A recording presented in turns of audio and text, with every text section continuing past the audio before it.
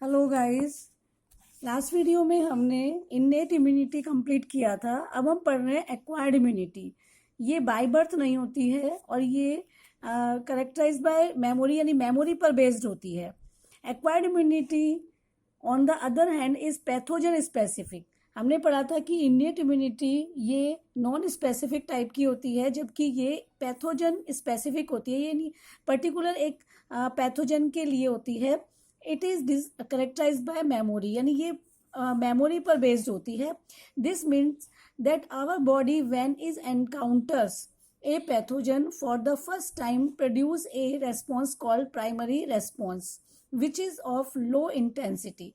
यानी कि जब हमारी बॉडी फर्स्ट टाइम किसी पैथोजन के कांटेक्ट में आती है तो हमारी बॉडी में कुछ प्राइमरी रेस्पॉन्स जनरेट होते हैं, और ये प्राइमरी रेस्पॉन्स यानी ये प्राइमरी रेस्पॉन्स इन्हें हम कहते हैं एंटीबॉडी एक तरह से, या प्रोटीन्स। तो ये प्राइमरी रेस्पॉन्स ये फर्स्ट टाइम लो इंटेंसिटी के होते हैं, इसलिए हमारी बॉडी प्राइमरी फर्स्ट टाइम जब एनकाउंटर होती है किसी पैथोजन के साथ तो हमें डिजीज हो जाती है। लेकिन subsequent encounter with the same pathogen एलिसिट्स a highly intensified secondary और एनेमनेस्टिक रेस्पॉन्स। यानी कि लेकिन जब लगातार सब्सिक्वेंट एनकाउंटर होता है यानी उसी के जस्ट बाद दूसरा एनकाउंटर यानी बॉडी उसी सेम पैथोजन के कांटेक्ट में आती है तो ये जो सेकेंडरी रेस्पॉन्स होता है ये हाईली इंटेंसिफाइड होता है। यानी कि जो क्योंकि प्राइमरी जो रेस्पॉन्स के समय जो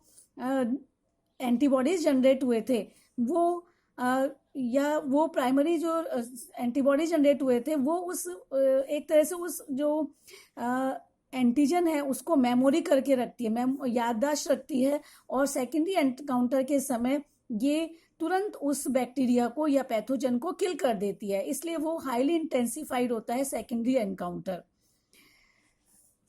The primary and secondary immune response are carried out with the help of two special type of lymphocytes present in our body blood। यानी कि प्राइमरी और सेकेंडरी जो इम्यून रेस्पॉन्स होता है ये स्पेशल टाइप के लिम्फोसाइट्स के कारण होता है, और ये लिम्फोसाइट हमारी ब्लड में प्रेजेंट होते हैं। ये टू टाइप के लिम्फोसाइट्स हैं, B lymphocytes and T lymphocytes. तो यानी ये प्राइमरी और सेकेंडरी जो इम्यून रेस्पॉन्स है ये इन लिम्फोसाइट बी और टी लिम्फोसाइट के कारण ही हमारी बॉडी में जनरेट होते हैं। The B lymphocytes produce an army of proteins in response to pathogens into our blood to fight with them. यानी कि जो बी लिम्फोसाइट है ये हमारी बॉडी में प्रोटीन की बनी हुई आर्मी प्रोड्यूस करता है जिन्हें एंटीबॉडीज कहते हैं। यानी बी लिम्फोसाइट हमारी बॉडी में एंटीबॉडीज जो कि प्रोटीन के बने हुए होते हैं एंटीबॉडीज जनरेट करता है, और ये ब्लड में, और ये एंटीबॉडीज जो पैथोजेंस है उसको किल कर देते हैं। द टी सेल्स यानी T lymphocyte themselves do not secrete antibodies but help B cells produce them। यानी कि ये जो टी लिम्फोसाइट्स हैं ये खुद कोई एंटीबॉडी सिक्रीट नहीं करते, लेकिन ये बी सेल्स को एंटीबॉडीज प्रोड्यूस करने में हेल्प करते हैं।